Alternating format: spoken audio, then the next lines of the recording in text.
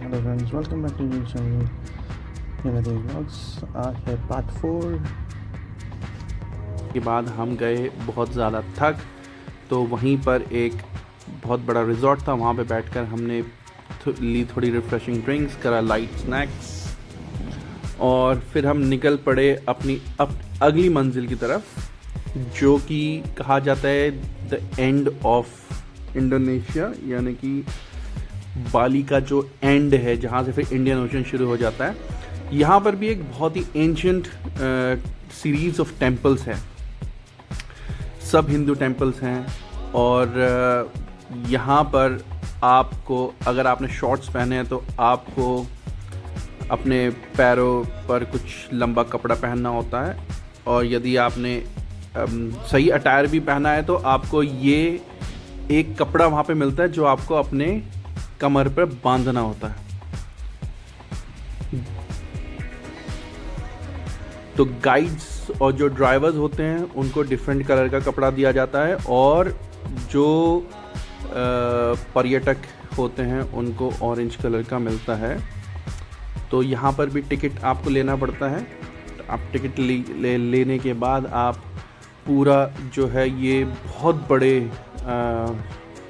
5 से 6 एकड़ के एरिया में ये पूरा टेंपल और पूरा जो गार्डन है वो बनाया हुआ है।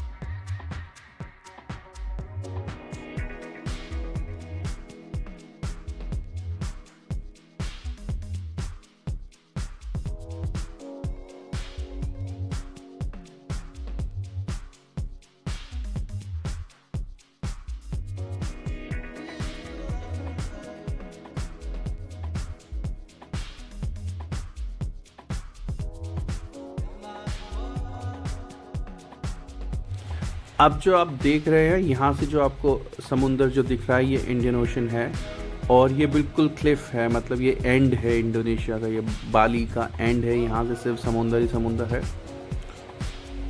और बहुत ही ब्यूटीफुल तरीके से इसको पूरा बनाया गया है। यहाँ पर बहुत डिफरेंट टाइप के आपको फूल देखने को मिलेंगे हर सीज़न में। और जैसे कि आप यहाँ पर देख रहे हैं इस टेंपल में, वहाँ पर जो आपने अभी पत्थर देखा वहाँ पे साफ साफ लिखा था कि अगर फीमेल्स अपने उनका मंथली पीरियड चल रहा हो तो वो यहाँ पे एंटर नहीं कर सकती।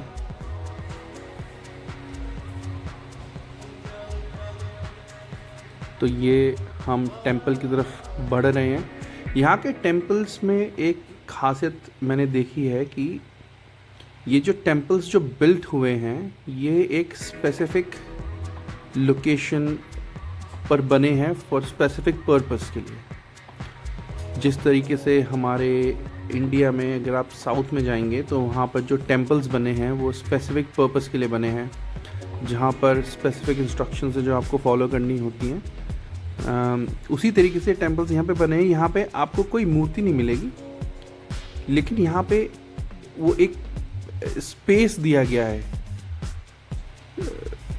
पूजा पद्धति जो है वो थोड़ा सा डिफरेंट है। यहाँ पर हमारे इंडिया में जो टेंपल्स हैं वहाँ पे आपको विग्रह मिलेंगे, यहाँ पे आपको विग्रह जल्दी से नहीं मिलेंगे, क्योंकि यहाँ पे जो पूजा पद्धति इसका यूज़ करी जाती है, जिस पूजा पद्धति से यहाँ पे करा जाता है वो ज़्यादातर एक स्पेसिफिक स्पॉट बनाया हुआ है, उसके ऊपर टेंपल बनाया हुआ है, और वहाँ पे एक एरिया है जहाँ पे बैठ के स्पेसिफिक पूजा करी जाती है। जिस तरीके से तंत्र क्रियाएं होती हैं उसी तरीके से तंत्रोक्त पूजा करी जाती है यहाँ पर। और वहाँ इन टेंपल्स के अंदर सिर्फ प्रीस्ट एंटर कर सकता है और कोई भी एंटर नहीं कर सकता।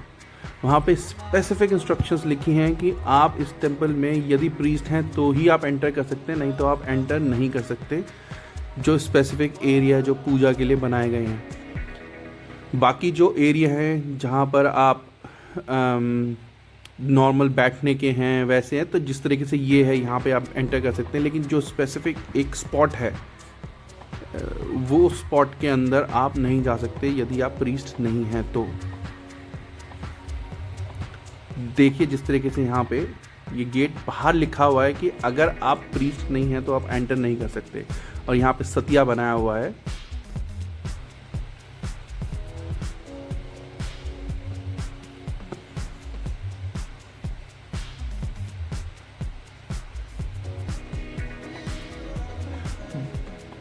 जो यहाँ का कंस्ट्रक्शन है जो बहुत ही एंशंट है, काफ़ी ज़्यादा एंशंट है, और ये हमारा जो पद्धति से जिस तरीके से सदर्न इंडिया में टेम्पल्स बने होते हैं उसी पद्धति से ये टेम्पल्स सिमिलर टू बनाए गए हैं, और अमेजिंग आर्किटेक्चर है।